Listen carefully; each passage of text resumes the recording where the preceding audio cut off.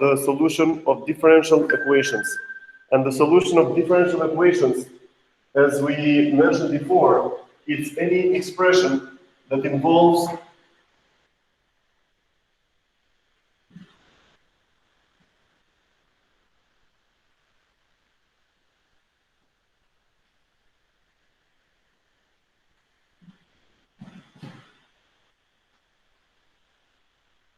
So here on the board, we see a differential equation, which is a linear one. It is linear because we don't have non-linear terms. And the non-linear terms would be any term where we have the multiplication of y with the first derivative of y. And on this side, this term, we call, so this is linear, at least by definition. And this is the non-homogeneous term. So this is the non-homogeneous term. In case the f of t is equal to 0, this differential equation, this is called a homogeneous differential equation. Non-zero, it's a non-homogeneous. This might change a little bit or make a little more difficult the solution of a problem. Now, when we solve, so this is a second order, okay, because we have the second derivative of y with respect to t. If this one is as a second order, in order to solve this one numerically, we can convert a second order differential equation into two first order differential equations. So the moment that we have a first order term, we have expressions that look like this: dy over dx. This is equal to some f of x, okay? Which in this case, what this is, let's not forget, this is delta y over delta x, okay? And this corresponds to a graph which is going to look like this. So at these points, what is delta y? Delta y is this term, delta y. And the delta x is this term. I know that there are a couple of projects in the projects for the midterm, and just as a reminder, if you are asked if you have a function, okay, where y is a function of x, and you want to find the length of the path, if you want to find the length of the path, what you can do is the following. But this is a little off the topic of the derivatives. But of course, not everything is 100% exclusive. So we're not really moving away from the differential equation topic by adding that if we want to find the length, the arc length of a certain path, we can determine delta y, delta x, and then we can define a delta s, which is going to be equal to dx squared plus dy squared, okay? And then we can integrate over these, and then the thing is that whenever we see the differential equation, this in principle, we have to figure out this relationship. Maybe this is the analytical solution, this is the numerical approach. And it looks like we have to identify what is, so let's see for a moment here. It looks like the solution of the differential equation, it is complete when we have some initial condition, which means that we will be given some point, so let's see here. We will be given some point here, and we want to find what is the expression of y as a function of x, which is going to satisfy such an equation, okay? This equation, it does not have only one value of y as a solution.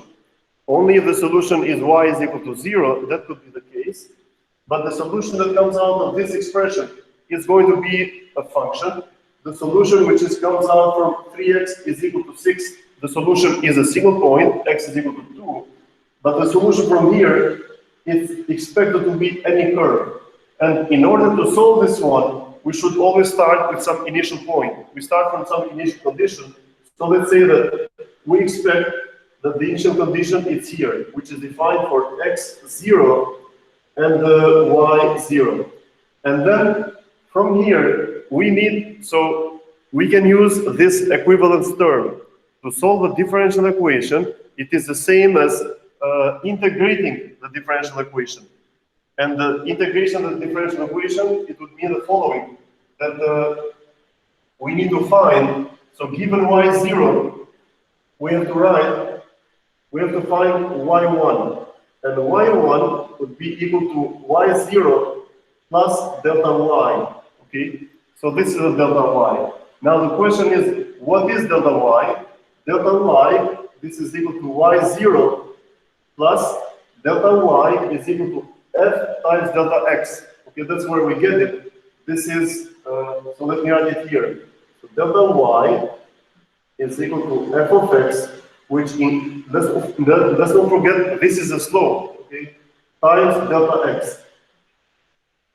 So imagine for a moment, we are given here a slope of this function.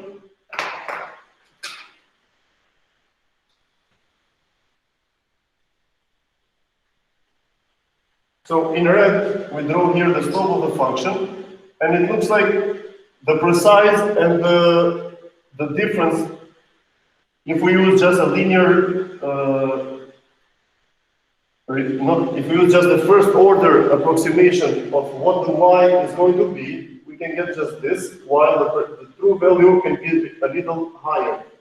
Okay, but then this is what the delta y is, and if this is a delta y, we can write this one here, plus f of x times delta x. Now, for the sake of the terminology, this delta x or delta t, or this little step that we made along the independent variable, because this is the independent variable, and this one is the dependent variable. Okay, and always we take the derivative of the dependent variable with respect to the independent variable. So it looks like we have this expression, and more generally, we can say that solving a differential equation or integrating the differential equation, we can say that yi plus 1, this is equal to yi plus any function f of x times h. Let's write the h as an equivalent term with delta x, okay, the change in the x-axis or the change in the independent variable. Good. So this is the essence of solving all the differential equations. And then what we try to do is that we have a lot of approximations, and these approximations, what we try to refine, we try to make a better estimate of this derivative, so this f of x. So one of the first approximations or improvements in the solution of differential equations is the following. For example, if we have a look at this what we have drawn here, we have the slope at this initial point. Let's call this one xi. This is the slope, but then the slope at the end of the interval is this other slope. Okay, so they are not equal, and one thing that can be done is that we use neither the slope at the beginning of the interval nor the slope at the end of the interval, but what we can do is that we can find the average of these two slopes. And the average, we can use the following. We can say that f of x prime, this is equal to f of xi, which is the slope at xi, plus the slope at xi plus 1 divided by 2. Okay? So this is just one typical approximation or improvement when we try to when we solve differential equations. And this technique, I think this is called the Heun technique, H-E-U-N approach, which is trying to improve what we were talking before a moment. So let's see an example, but it's always best if we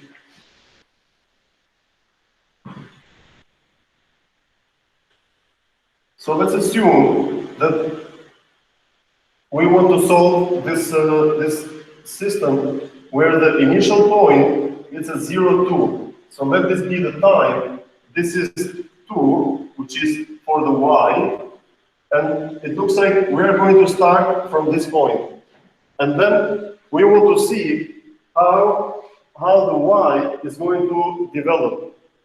And in this case, let me erase this part. So the example, it will be the following. So let's assume that our differential equation, dy over dt, this is also, we can write this one as y prime. This is 4 times e to the power 0.8 times t minus 0.5 y. Okay. So this is how the y is changing as a function of x.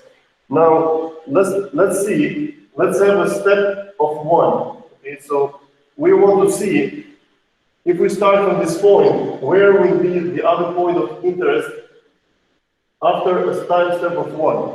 Of course, this is a very large step. Often we might expect to have much smaller steps when we try to identify the points in the vicinity of this initial point. Okay? And we can use h's, which can be as small as 10 to the power minus 3, 10 to the power minus 4. When we did the numerical differentiation, you also remember that there were some problems if the h was too small. If the step size is too small, the precision error might take over. Otherwise, we go like this.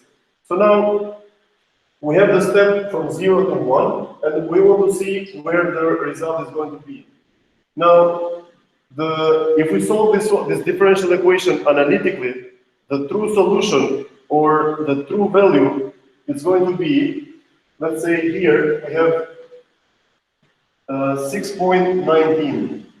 6.19 is the true value. Okay, so it's going to be a point here. And now we see.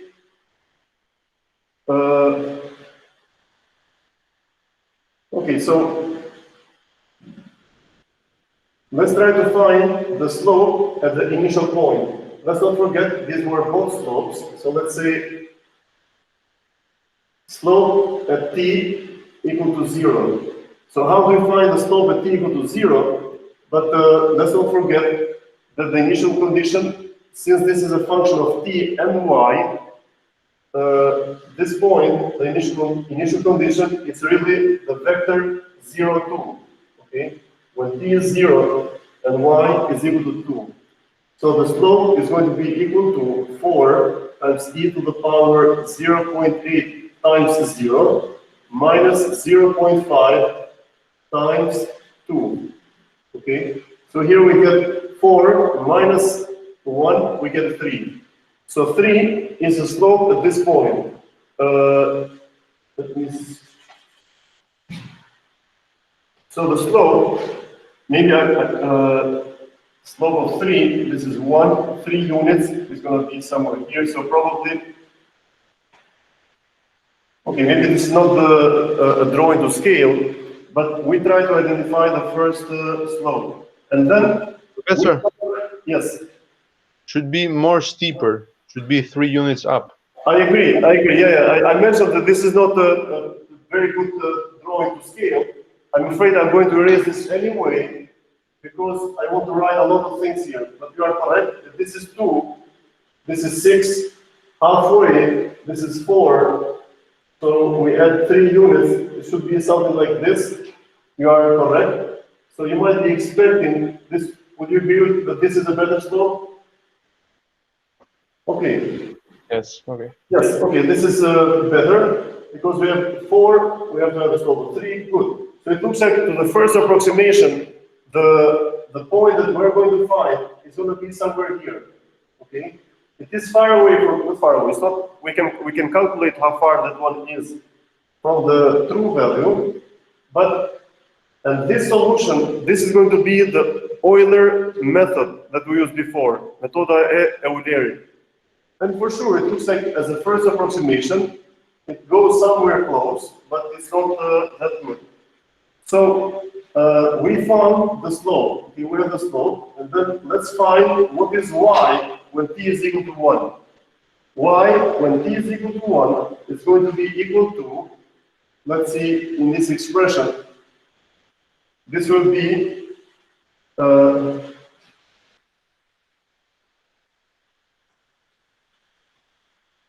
This will be y when t is equal to 0 plus the value of this function. Let's not forget this was the f of x times 1. The value of y at equal to 0, it was equal to 2, plus what is the value of this function when actually we found it was 3, right? So because this function, it was a slope at equal to 0. So we get y, it starts from 2, plus 3 times 1, so we get 5. So it looks like this point here, this is 5, which is this, this initial point, and we call this one, this is the first estimate, okay? This is the first estimate, and then we try to predict now. So this was, we did this in the last session, and we call this Euler method, or Euler method. We need to spell correctly the French names. And then we predict, let's predict the slope at the end point. Okay? Let's predict the slope at t equal to 1.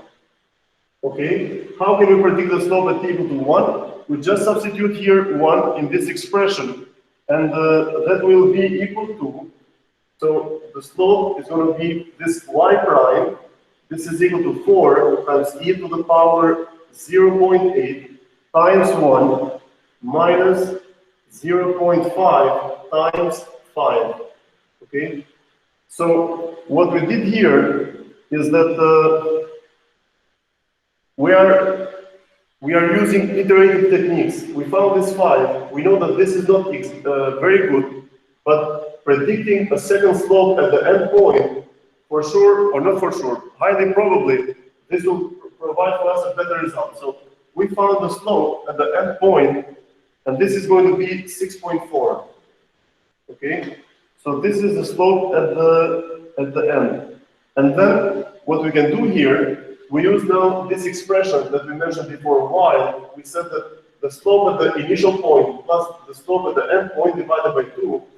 So we get something like 3 plus 6.4. So we have to take the average of this and this.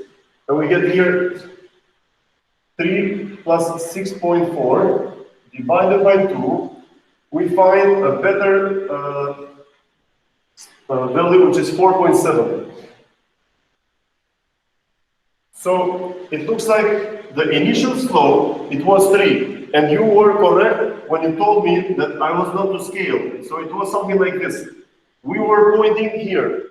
But now, with this correction, we find that we have to look a little higher with a slope of 4.7. So it's going to be something like this. So probably this might shoot a little higher, and this is going to be our new point. We are always trying to search along this value. So let's not forget, here we had the true value. This was the first estimate. This was the first estimate. And probably the second estimate for sure is going to be a little higher than this. It's going to be higher than this, but we don't know how much this is. Let's try to identify now.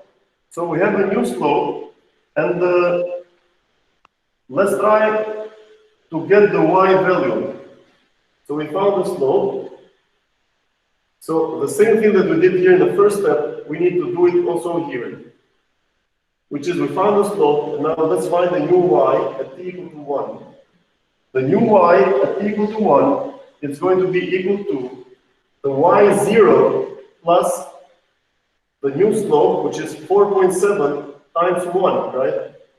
Which is equal to 2 plus 4.7, and this is going to be 6.7. So from 6.19, now we moved up. This is the second estimate, okay? This is the second estimate. And let's not, so we can, now what we can do here is that we can find the true error. The true error is always going to be equal to whatever value we find, which is going to be something like, in this case, we find 6.7. The true error is going to be 6.7 minus the true value, 6.19, which we find this one from the analytical solution, divided by 6.19, this is absolute value, times 100%. This is the true error, okay, in percentage. We can always calculate this and see how we are approaching to the solution. And in fact, we also have something else that when we use these iterative techniques, other than the true error, true percent error, we have also the approximate error. We should not forget this. And in this case, the approximate error is going to be what? It's going to be the second estimate, which is 6.7 minus the previous estimate, which was 5, divided by the allegedly better solution. So we divide this by 6.7 times, we put an absolute value, we never know how it will fluctuate, times 100%. So this is the approximate error. Let me write this one, epsilon A. And this is the true error up here. When we did before the error analysis, we have observed an interesting feature. I'm going to draw this one here, and I will erase it again because I need a space. So the true error, sometimes because of the certain fluctuations, the true error might decrease, might come here, might decrease for a moment, and then it might increase, decrease. Okay, true error can do this, but approximate error, it does not jump this bad. It always decreases. So approximate errors, it might follow a path like this rather than the true error, which might jump around. Okay, I just want you to remember this one from the error discussion that we had at the beginning of this course. Okay, now let's continue here. So we found a new value for y, which is equal to 6.7.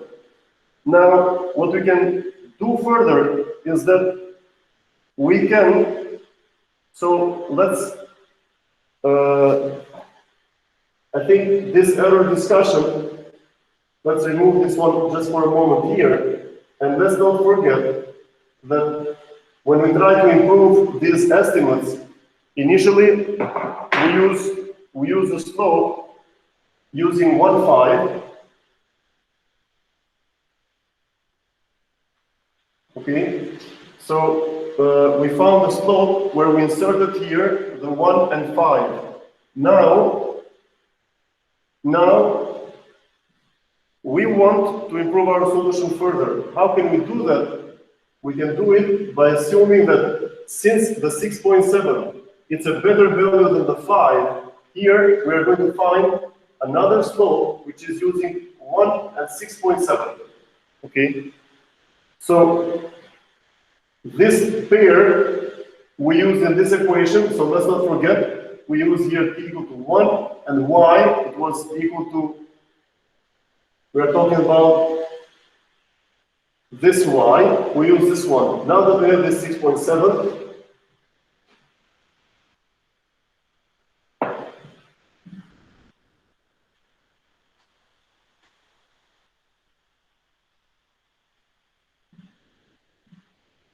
okay, so, and then if things don't look very good, we can always try to find another slope, inserting it in this expression by using not 6.7 but some other value. So far, we have used just these two, okay? We have not used this yet. So using this 1 and 5, we got here. Now let's see what we are going to get using 1 and 6.7. And if we use these two values, we can say that the y, it's always going to be equal to the initial value. Okay, so let me write this one. This is the initial value plus the slope. Okay, but this is this modified slope. Okay, times delta t, or delta, instead of this delta t, we can write here also h. Now, since h, we consider this one to be 1, allow me to write just this f, okay? And this f now, it's going to be equal to the initial slope. What was the initial slope here that we found? it was 3, right? It was 3 plus, what is the slope at the end point? The slope at the end point is this function. And this is going to be 4 times e to the power 0.8 times 1 minus 0.5 times what?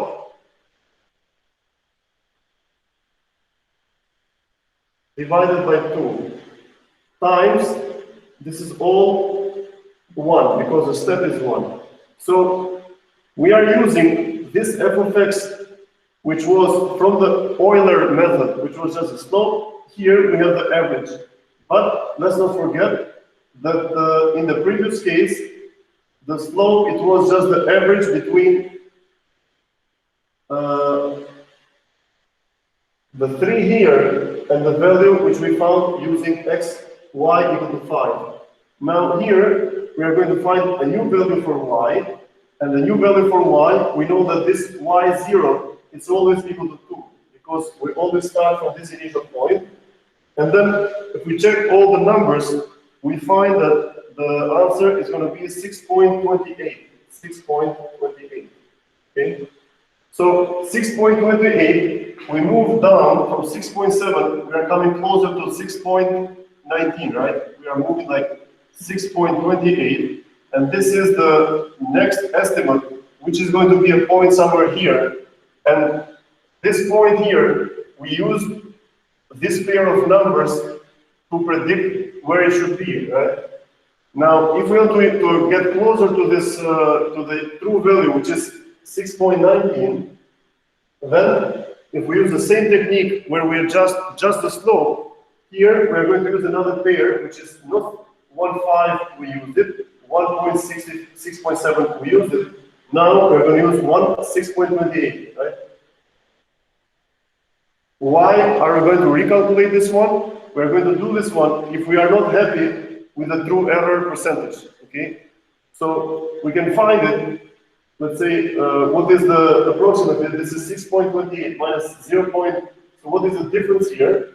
This is 0.09, 0.09. The difference between the last value, between this and the true value, so this is 0.09 divided by the true value, 6.19, times 100. This is something like 100 times 0.09. This is 9 divided by 6. 9 divided by 6, this is approximately 1.5%. You can use a calculator to find a better value, but it looks like the true error at this moment, we are like 1.5%. The approximate error is going to be the following. What was our previous value? It was 6.7 and 6.28. What is the difference between these two values?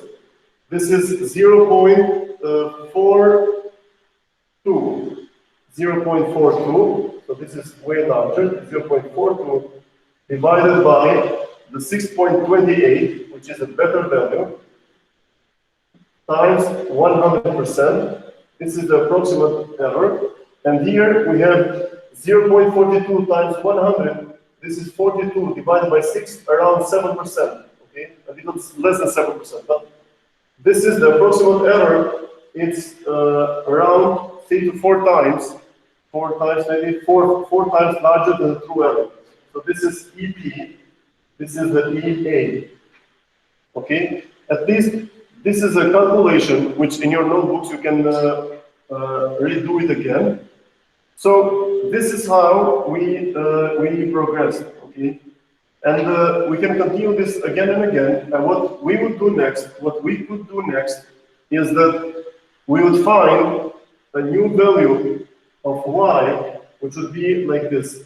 This would be 2, the initial value, plus what is the slope? The new slope is going to be equal to this initial slope, it's always 3. Okay, we don't change that one.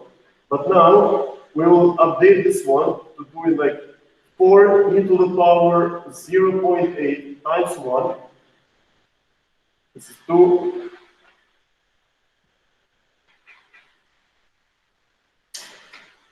Minus 0.5 times the new value of x, which is 6.28 divided by 2.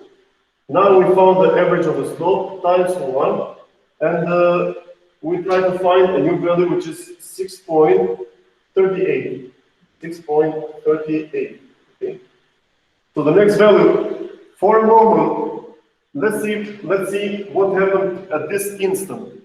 At this instant, we know the true value is 6.19, okay? And the previous one, it was 6.28, which was this value.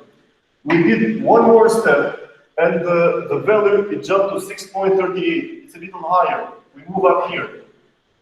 So this is 6.38. It looks like the true error, it increased for sure, okay?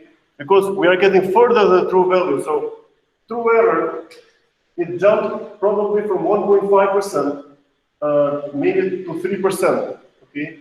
But most probably, this approximate error, it keeps decreasing, and you can confirm this one if you calculate in detail. So this is the method which is denoted as the Heon method.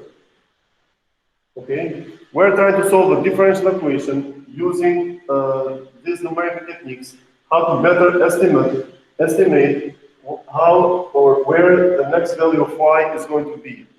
So this was another one, and as you can see, it's a little tricky of how to determine values of the function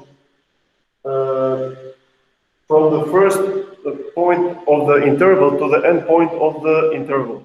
Now, regarding different possible combinations, we have numerical analysts.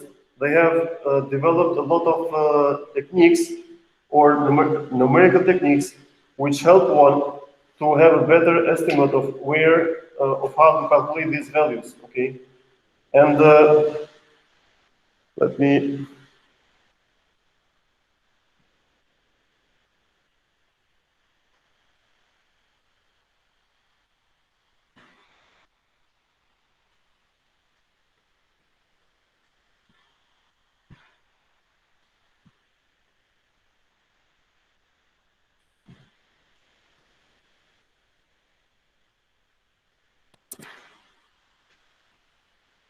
Okay,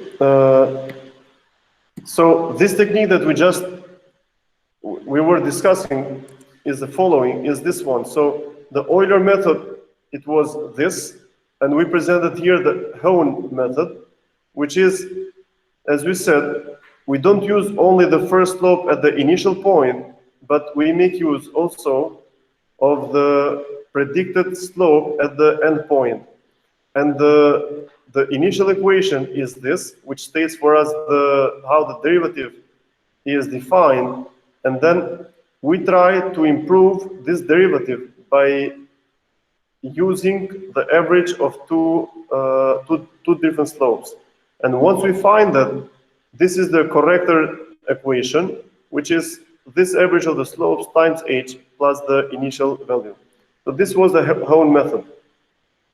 This example, we just covered this one on the board. We notice that for the specific numbers that are also on the board, we notice that we need to find the slope iteratively by finding it initially as a function of 1 and 5, then at 1 and 6.7, 1 and 6.28, and as we said before, we just jumped to a worse value, 1 and 6.38, using the Heon method.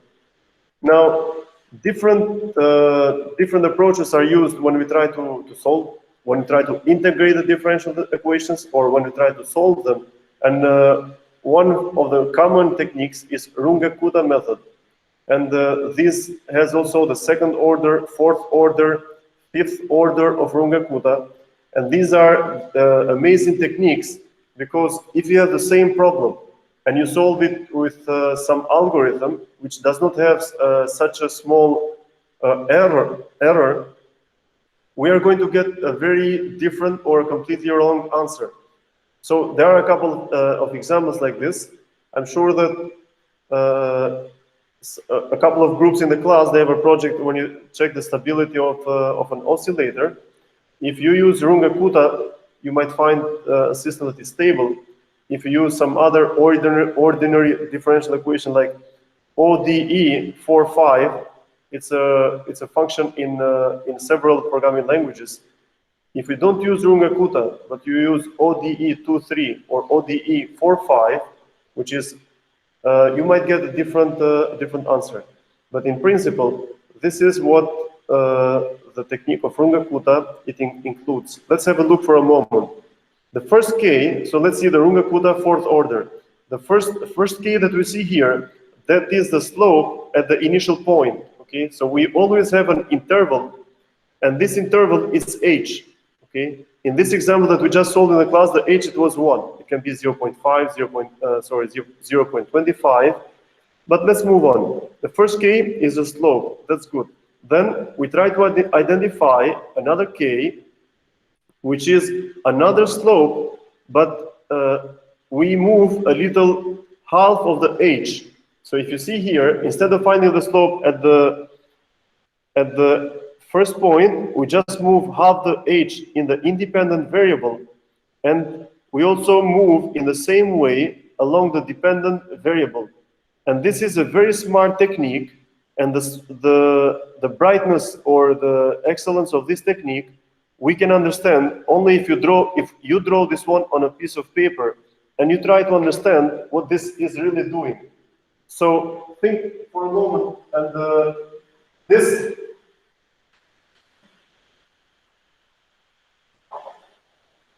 So we have a function, and we are moving from initial point here, which is 1, and we want to move to a point, or let this be from 2, we want to go to 3. So it looks like h is equal to 1. And then this function, we first evaluate the slope having a specific function. Let's say we evaluate the slope here. And then we evaluate the slope at t. We don't move from the initial point to there, but we go some midway, okay? We go to some, and let's assume that this is y0, okay? And then we evaluate this at this point and at the point which is equal to y initial plus kh over 2. So if this red line is going to go like this, this means that this is, in this case, h over 2, this one, and this point, this is y0 plus k1 now, h over 2. Okay, so we try to identify, we're trying to find out what is this slope, and then we try to find k2, which is a different slope. And then after we find this k2, you can easily notice that we try to find the third slope, which is equal to k3, and this is valued again at the same point here. But if you notice, the k2 now is going to evaluate it like yi plus k2h. So let's say that this was the slope k1. Okay, it's a slope. Let's say that k2 is a little larger. If k2 is larger, this is going to pass like this. And this is going to be k2, and this y, this will be here y0 plus k2h over 2. Okay, so it looks like we are trying to identify several slopes which iteratively try to improve themselves a little better. If you remember, an equivalency that we can consider here is something similar that we did with the Richardson extrapolation. So these extrapolation techniques or iterative techniques, even if the h is too large, they can have a huge improvement in the accuracy, or we can find a more precise value for the value of y when we integrate it. Okay. Now, I do have a couple of examples where we use carefully calculated steps for the value of y and x, similar to this example that we just went over.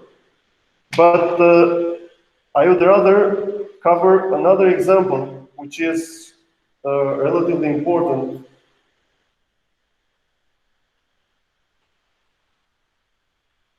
So one thing that I can say before I jump to this other example is that these techniques that we use here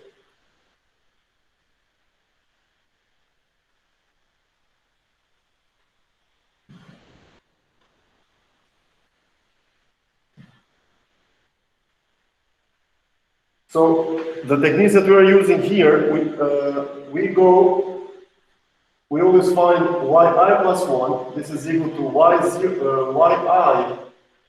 plus some function of the slope times h, okay?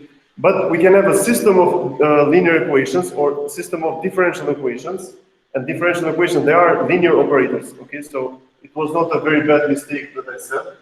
But here, we can have here a zi plus 1, this is equal to zi plus z prime times h. Okay, so we can have several of differential equations that we can solve.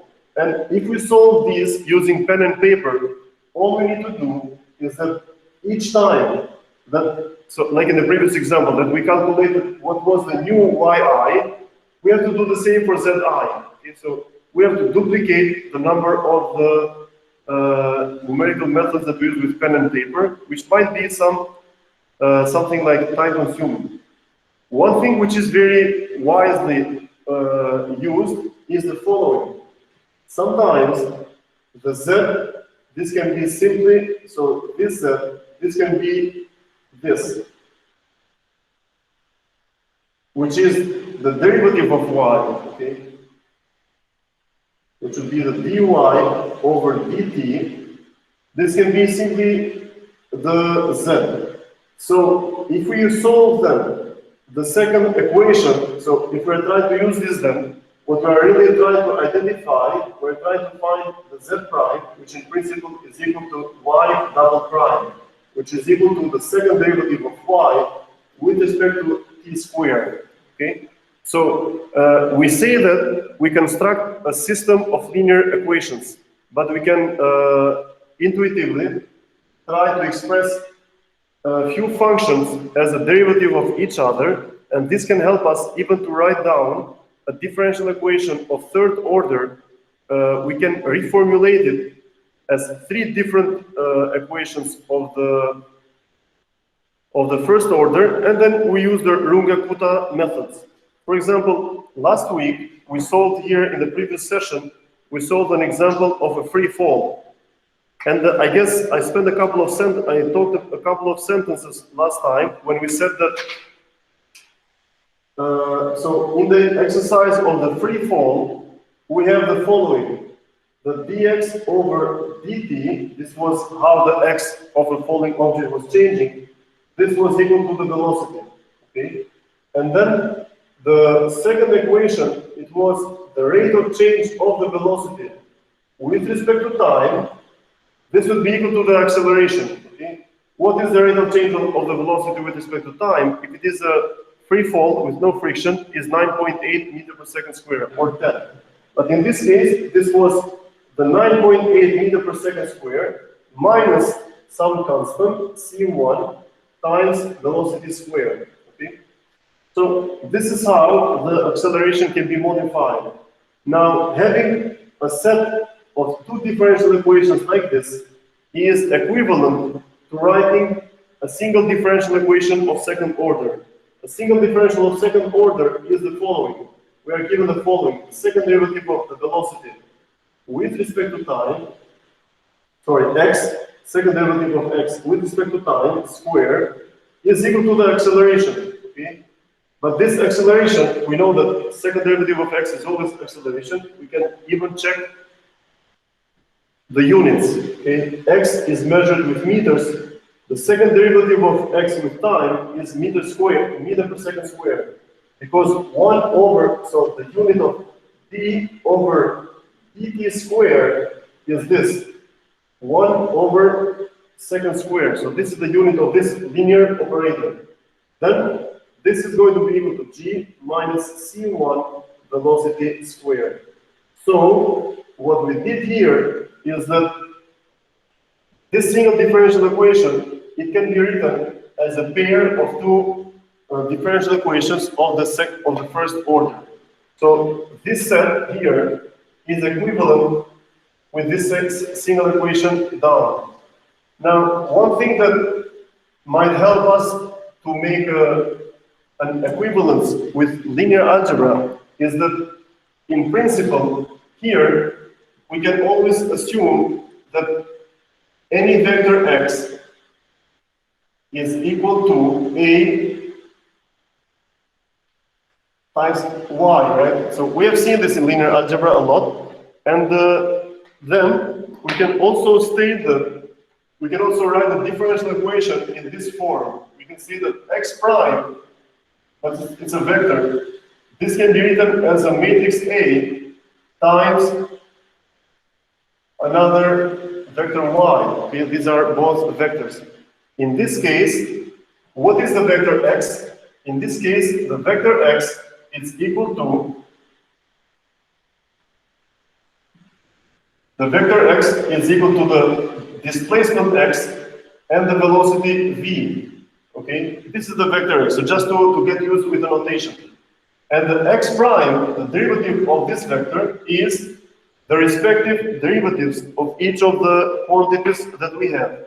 So it's going to be x prime and velocity prime. Okay, because this x is just a vector. Okay. And this is also equal, we don't need to write this one, but this is equal to the velocity and this is equal to the acceleration, okay? Or instead of the acceleration, you can write this one x double dot and so on. Okay, that's good.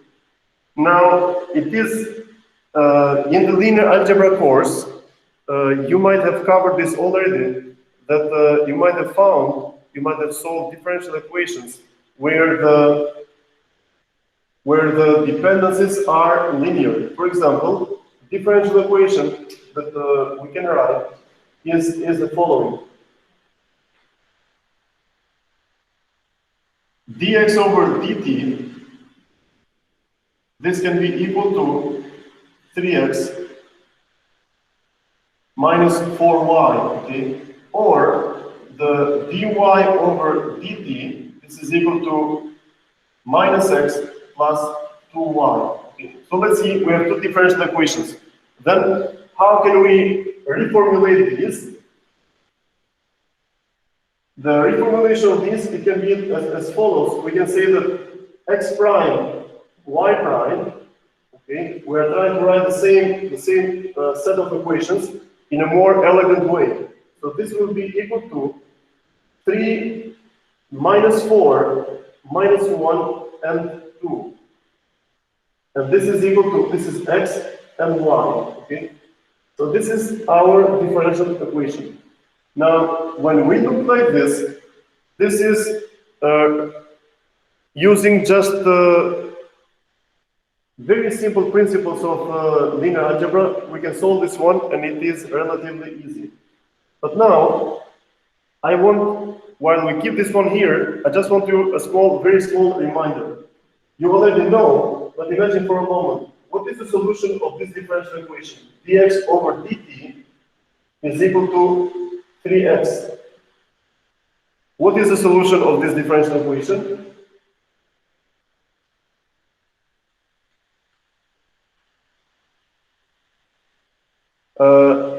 I don't know if I told you this before, but there is a competition at the Dieta Shitare where the little kids get asked sometimes very difficult questions, and they are asked and they have to answer, and the smartest one gets a prize. And one day I was listening to the TV, and I heard the question, and I was saying to the kid, I wish that the kid does not know. I wish that the kid does not know. And my wife heard me and she said, why the kid should not know it? I said, wait. And hopefully the kid did not know the question, the answer to the question. The question was this. The question was like this.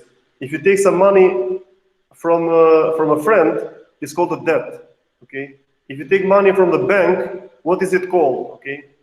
Hopefully, the kid at that age of 7, 8 years old did not know, because when he grows older, unfortunately, he might be forced to take credit from the bank or a loan from a bank, which increase exponentially, which increase like this. Okay, so that's why I was happy that the kid, 7 years old or 8 years old, does not know yet what credit or loan, bank loan is. But this is a differential equation, which we have solved this before. It is the same way like the money that the bank earns, which in this case, this would be equivalent to dx over x. This would be equal to 3 dt, okay? We solved this before, I'm sure that you know. If we integrate both sides of the equation, we get here ln of x. This is equal to 3t, and we need also another constant. So let's do plus c1, so we get this step by step. And then the x, it should be equal to we take the exponentials of the both sides of the equation. We get here e to the power 3t times e to the power a constant c, or this is going to be equal to x0 e to the power 3t.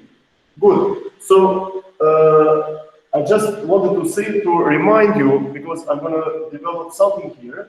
So it looks like any differential equation which is written like this shows that so the solution is an exponential function, okay? We have functions which exponentially increase or exponentially decrease, and these are the easiest functions to solve. So it looks like, if we look like this, dx over dt, this is 3x, so exponentially increase. But if we look only at this part, it looks like these two functions, they are coupled, okay? A very important keyword in numerical methods is I guess from linear algebra, you have heard the term diagonalization a lot. And the diagonalization, what it does is that we look at this differential equation, which is expressed in a matrix notation, which is written here, and we want to diagonalize this one.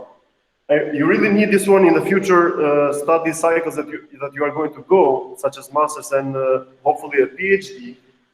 But we use, let me write this one, diagonalization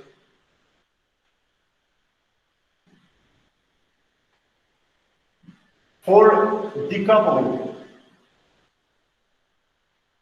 So we see that x and y, they are coupled, okay? They interchangeably affect each other, but in order to solve those, we want to decouple them.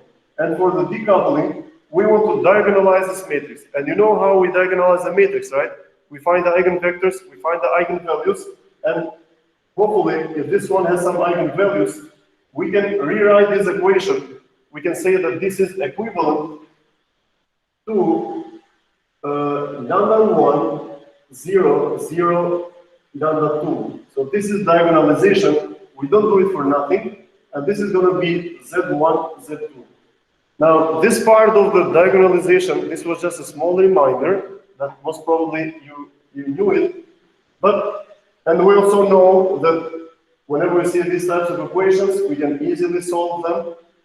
But in this case, often, so far, this differential equation, they are linear because we don't have the multiplication of x and y together or the multiplication of x with the derivative of x, okay?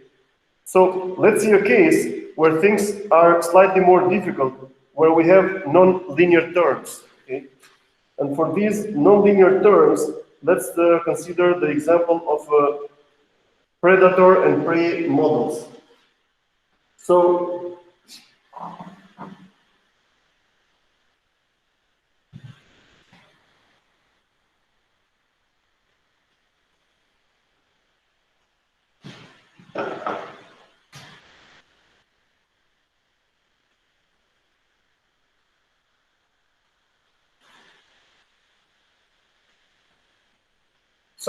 we have predator prey models. Now, these models, when you go to real life, really the solution of differential equations, it's probably the most useful thing that you will have to deal with, okay?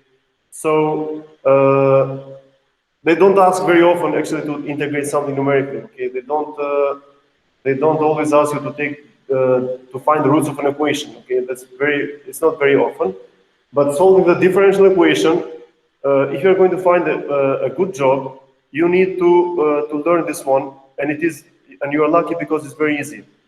Okay, and for example, what can be here at stake or to discuss, it could be, for example, the supply chain. Okay, you need to use the differential equation for supply chain because you may know the number of suppliers. Okay, you know how much people use, so you can enter all of this in a differential equation, and things are very easy.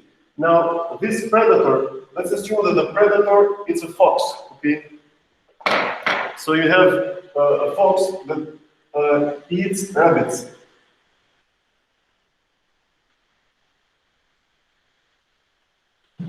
So, and let's see how they interact with each other. Now, let's assume that rabbits increase, let's write the rabbit as x, let's write this one as variable x, and the number of fox, let this be a number y, okay? Now, let's assume that the first thing for a rabbit is that they exponentially increase in number. And how can we express that the rabbits increase in, exponentially? So a pair of rabbits have 4 rabbits. These 4 rabbits, they increase by a factor of 2 each time. So it's an exponential increase. So this factor, this can be written as the rate of change of the number of rabbits as a function of time. This is equal to ax. Okay? Why do we put here ax? Because even the money that you lend from a bank is always going to increase exponentially as a function of the initial value x0. So if you lend a lot of money, on top of this, you're going to multiply by this factor. Okay? If you lend a small amount, things are go much easier. But this is how exponentially the number of rabbits can also increase. Now, let's assume that the number of foxes, which is dy over dt, this is equal to minus cy, which is the reduction in the number of foxes because of death rate. Okay, we have not included here the death rate for the rabbits yet, because I don't know. Maybe we are assuming that they are all eaten up by the predator. It's something like we are seeing here in this problem, with the view that this is a product, a consumable. If you see the rabbit as a consumable, apparently we're not expecting them to die because of the old age, okay? Like, because probably we are growing them for a purpose. Or like put things that the chicken in a farm. You don't expect them to die because of old age, but because they come to the store. So let's assume, so this is an exponential increase, this is an exponential decrease because of the death rate, and most probably the C. Let's assume for a moment, it's good to always have prediction. Probably C is something smaller than A. Okay, maybe because of the old age, they decrease a slower rate, but the rabbits increase much faster. Now, let's also think that if the number of rabbits per unit time over dt, if they have some interaction, so let's see, so we have here -4. In this non-diagonal term, these terms, we call these coupling terms, and ce candidă de variable. So these are the coupling terms. Now, if the foxes and the rabbits live in the same place, there will be a coupling between those, and this will affect negatively the lifetime or the number of rabbits, because the rabbits will be eaten. So we are going to have here a minus bxy, okay? So larger the number of rabbits, more interaction, they will be eaten by the foxes and so on. So we have here minus bxy, but when the rabbits meet the foxes, this increases the average lifespan of a fox, right? So here we might expect a plus dxy, okay? So it's always said when a fox catches a rabbit, but when a catches a rabbit, that rabbit will be offered like a lunch to the little foxes, right, which are still babies. So this is a differential equation, and this one is a non-linear differential equation because we see the multiplication of these terms. The best thing that we can do here And the nonlinearity, we can see that if we substitute these values here, if we have this system, this is going to be A, this is going to be minus bx, and this is equal to minus c, and this is bx. Okay, so here we have written the same expression. This set, which is written here, it's equivalently the same like this here. Now, before we had 3, 4 minus 3, I forget, no, before we had 3 minus 4 minus 1, 2. Now, this is a constant, this is a constant, but these terms are not constant. Okay, this makes the system non-linear, but we have to solve it. And if you check, this is the first derivative of x is equal to ax minus bxy. Okay? We have the first equation. So we need to solve this one. And in order to solve this one, all we need to do is that we have to carefully write this one in a differential equation. So we have to carefully write down so here, the first derivative of the x, we can write this one. So we're going to denote a vector y. Let's assume this is a vector y. And this vector y, this has the first value of y and the second value of y. Okay? So it has two entries. And the first entry, this is going to be just the x. Okay? And the second entry is the y, because that's how we denoted this. X was the number of rabbits, y was the number of foxes. Then, if we know here y1 and y2, we move on and see how we can formulate this one, as we will see here.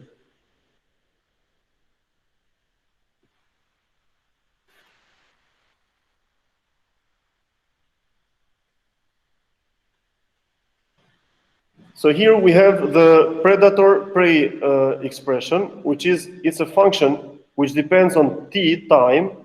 It depends on y, okay, I think you can see this one on y. It depends also on the coefficients of a, b, c, d, okay. This coefficient that we entered, if you remember, the a, it was the exponent, it explains the exponential increase on the number of rabbits. B, it was, I forget what it was the interaction between the rabbits and the foxes, and which is going to decrease the number of rabbits. But now what it matters for us is that those expressions that we had on the board, we have encoded them like here. So we have a times x minus bxy. Let's not forget that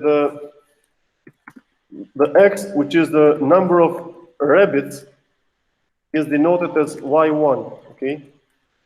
So here we see that in this expression, it looks like we have a times x, because it's y1, minus b times x times y. So this is what we have here, because this is it's what, yeah, so this is the first equation, right? That is encoded in this part. And then we have the other equation, which was how the number of predators is going to change. So we had minus cy, which was because of the death rate of the foxes. Since they are not in the food chain controlled by humans, we just consider the death rate because of the old age, plus dxy. We have here plus dxy. So that's all we need to write, okay? So we just formulated here a function which was written also on the board. Then with this function, we just have a look at okay, so we need to insert, we are going to use a function which is Runge-Kutta for Runge-Kutta of the fourth order. And in this function, the inputs of this Runge-Kutta procedure or algorithm, we need to put the function predator-prey. We need to put the t-span, the time span for how many units of time we have to use. We have to insert the delta t, the time step size, and a, b, c, d, these constants. The initial point, we start from 2, 1. 2, 1, this means that we have 2 rabbits and only 1 fox. Imagine it's not the best algorithm to start from a single fox actually, but because we cannot, so let's evaluate this part. So we have the values of h, and here we have the coefficients of a, b, c, d. We evaluate this selection, and then the next step is we solve with, so this Runge-Kutta of the fourth order, what it's doing is that is using all of these parameters to get the future, given this y0, it will find the future values of y and time. Actually, time is easy to predict, but this is the y and time. This is it. So we find it. Let's look what y is carrying. The vector y, here it is. Let's see what is the size of y. Size of y, it is 641 rows and 2 columns. So the first column is y1. So let's see what is y1. We include all the rows and first column.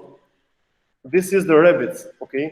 Then all the rows and the second column, this is the number of foxes. So if we want to plot these, so this y denoted with 2 dots, this means that we include all the rows of a matrix. So let's see, for example, A is equal to random integer numbers, random I of 4, 3. This is what we get. And if we want to see what are all the rows in the first column, we get this. We get 2, 2, 4, right? And if we check all the rows in the second column, let's see what it is. This is 4, 1, 2. So similarly, y with all the rows and the first column is the number of rabbits, and the y, this is the number of foxes. Good. Let's plot these and see how they are changing as a function of time. So let's evaluate this figure. So here we see that the rabbits are drawn in blue, and their number is oscillating as is given here. Now the peak in the number of foxes, it's a little later, which denotes that the foxes start with only 1, and they increase in number because they are eating the rabbits, and the peak is delayed, okay? So the peak of the rabbits is leading the peak of the foxes, or the peak of the foxes is lagging behind. So that's what we see as a function of time. Then an important graph, which also tells a lot about similar problems, is the phase problem. So here we have plotted a graph of y1 and y2. y1 in the x-axis is so if you see here, y1 is going from 1 to 5.5. Okay, so it looks like the number of rabbits, it goes down to a single rabbit. Okay, and that single rabbit has, with 1 foot, has to multiply and increase the number of rabbits back up.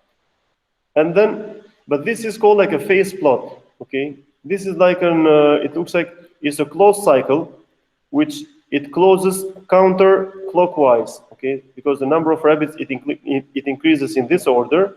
So in counterclockwise, this is the phase space, which is the solution of our problem. This is something equivalent to some of you that have a problem of the stability of an oscillator. You observe the change of x and y like this, okay? But so this is how this is going. Now, what is interesting here is that you can search for the center of this phase space domain. Okay, where is the center? If we ask each other where is the center, probably we can have as a initial condition, we can have here 3, 2. Okay, so 3, 2 is somewhere like, it's not exactly the center, but let's try to solve the same system with initial condition where we had it. We started with 2, 1. Let's change this one, 3, 2, and let's see what we find. So let's reevaluate this part. This one, we don't need to reevaluate, but we need to reevaluate this one, and let's call these values T4, Y4. Okay? And the only difference, let's not forget, it was this. We started at some initial point here, and let's see how the cycle it is going to be developed. So we have here T4, Y4, evaluate selection, we found T4, Y4. Let's plot this figure again. Let's plot this one, figure 2. Let's plot this one on figure 2, figure selection. So this is the same as the previous one. We can have a look. They are really the same, okay? It's not changing anything. But let's see what happens with the newly found values. So let's keep this one for a moment. We say here, hold on. And then let's plot the other values which correspond just to a different initial condition, okay? So those were called y4, and here y4 again.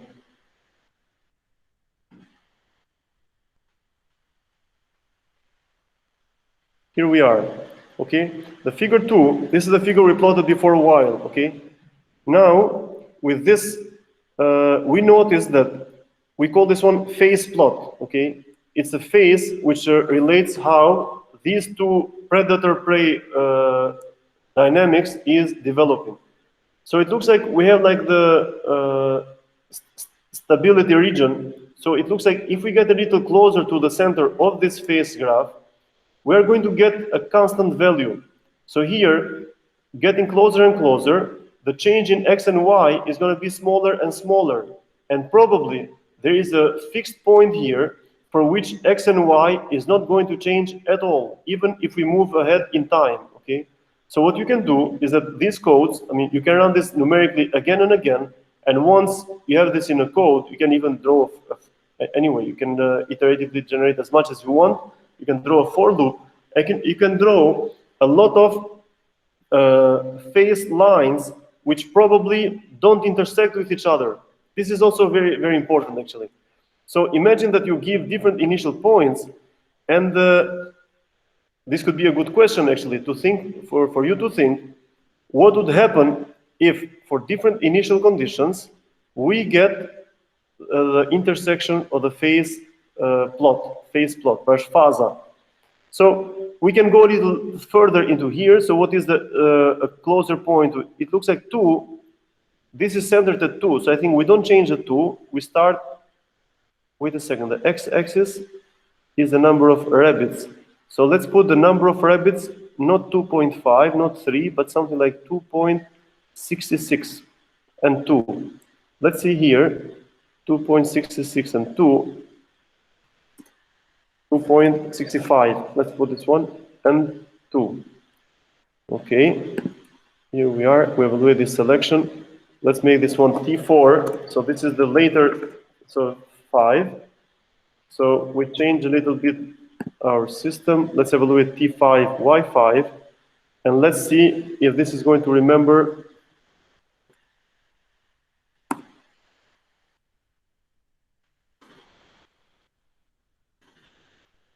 So differential equations, as I said, with very little amount of time that you put, or relatively small effort, you can learn how to solve real life problems. So here we are. This is again, we started, we went a little deeper into the, so if you see, there is very small variation between the number of rabbits and the number of foxes. So here we really aimed for the center of this phase plot.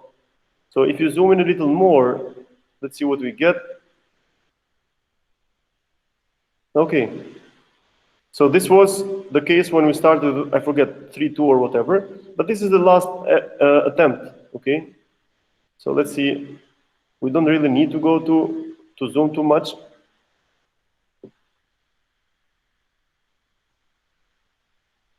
Anyway, so it looks like there is a tiny change, but we know the number of foxes and the number of rabbits, it doesn't change with 0.3%, right? So, I mean, they change in integer numbers, but this is something like, so we may need to discretize this problem, which means that if the change is smaller than 1, don't change it at all, and so on, okay? But with a large number of population of rabbits and foxes, this problem, it becomes much more realistic than what we are dealing with 2 and 1. But anyway, what we wanted to make clear, it was the analysis of what goes on with the phase plots, okay?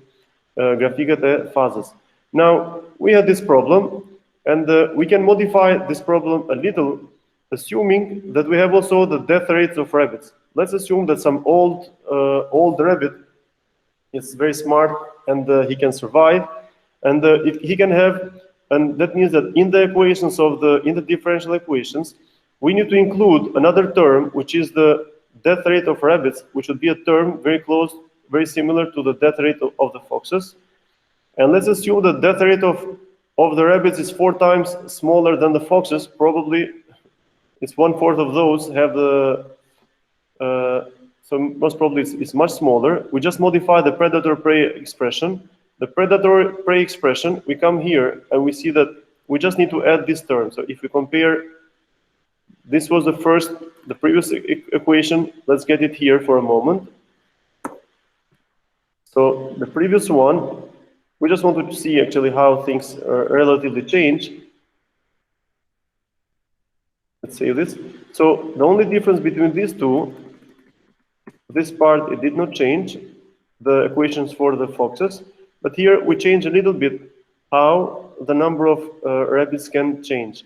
Now this is how you can modify much more complex problems, okay? When you have, for example, I can give many examples and I'm sure you can outsmart me in this, but let's have it like this. So the equation is predator-prey 1, and let's go back to here, and we identify what is this new variable e, and we need to, if you see here, the input arguments, we don't have the e here, but we need to have an input for the e in this part, which means that when you come here, this new rate of change, expected to be exponential change, is expressed, we can find here t1, y1, we evaluate this selection, and then we can plot now let me think for a moment. Why don't we plot on the same graph here the rate of change? What did we call this? We call this y1. So, but okay, but the thing is that the initial conditions, maybe they are still, okay, the initial conditions are the ones which expect, oh, let's see now, actually, that's interesting. No, I plot this one. Why did this happen? So let's double check this again. You need to plot y1 also. Oh, okay. Thanks. It's really good to have Falinderi Shum, which is very good. I forgot that one, but no, that's wrong. Wait. Du should be super. Oh, with this also wrong. Okay, that's a 2. So we have to get the second column. Yes. Now let's try to plot. I'm afraid. Let's see if we can plot all of them on the same graph. Okay. It looks like the new data point here is this ellipse here. Okay, where we have the death rate of the rabbits. So it looks like the rabbits, because now they die, they don't increase as much as they were before. But one thing is to notice that this graph here, this was for initial conditions 2, 1. Okay, let's not forget the largest ellipse. Then this other one was with a different initial, so these three kind of concentric phase plots, they don't have the death rate of the rabbits. Only this one here, it has a death rate of the rabbits. And let's not forget that this death rate of the rabbits here, this has been plotted with different initial conditions from these. So allow me just for a moment, let's denote here, let's give these initial conditions also like 2, 1 as we started. So with this y0, 2, 1, and let's go here, this e is still there, y0 is 2, 1, let's keep this one t11, y11, okay? So it's rabbits with death rate with the same initial conditions. Then we can plot here, we say y11, y11. And these variables, we still have them, no, this is enough. We just need to plot the phase plots. And let's have this figure 22 so that we can keep the old values. Okay, so what we have here, so it looks like this initially, so this, the large one, the one which is like brownish, and the small one are the same equation without the death rate of the rabbits, using the same initial, different initial conditions. This circle here, which is the second largest, and this one, They have the same initial conditions, everything is the same, only the second largest one, it has the death rate of the rabbit. So really, we notice that this reduction in the number of the rabbits, it affects the whole behavior. It even includes it affects also the number of the foxes. So if the rabbits can go up to 5.5, or as numerically, and the foxes can also similarly increase at up to 3.5 foxes on average. Okay, this is also on average. So we can even say for the number of foxes, we can say that 3.5. Okay, because that means that statistically, 50% of the time we can have up to 3 foxes, and 50% of the time we can have up to 4 foxes. So we can talk about these numbers. But it looks like this has also an effect. So it looks like the rate of change in the death rate of the rabbits, it also affects the average lifespan or the number of foxes, because it decreases it from 3.5 to 2.5. Okay, so we have 1 less fox. Now, let me. So I think this is clear. And yeah, do you have any question? So we can play around with these numbers a lot, and I would strongly suggest also you to do the same. And Profesor, këto kodet mund na jepni ose mund t'i marrim apo duhet të shumë gjithë? Patjetër. I'm going to share this. Don't yes. Okay. You'll have you can have these for sure.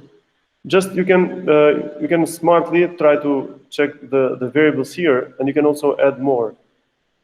Yes, and actually the solution of differential equations, it appears a lot in the. I mentioned this example before. In economics, it's very important because let's say, for example, you want to deliver a product, okay, and or you want to draw a model.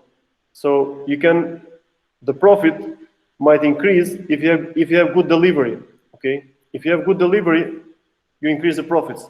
But you can have also standard delivery and fast delivery.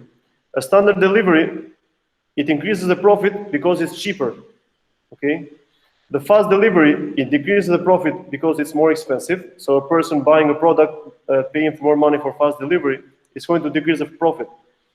But the fast delivery, it increases the reliability. So indirectly, by increasing the reliability, on long run, maybe you can increase the profit because reliability is increasing, okay?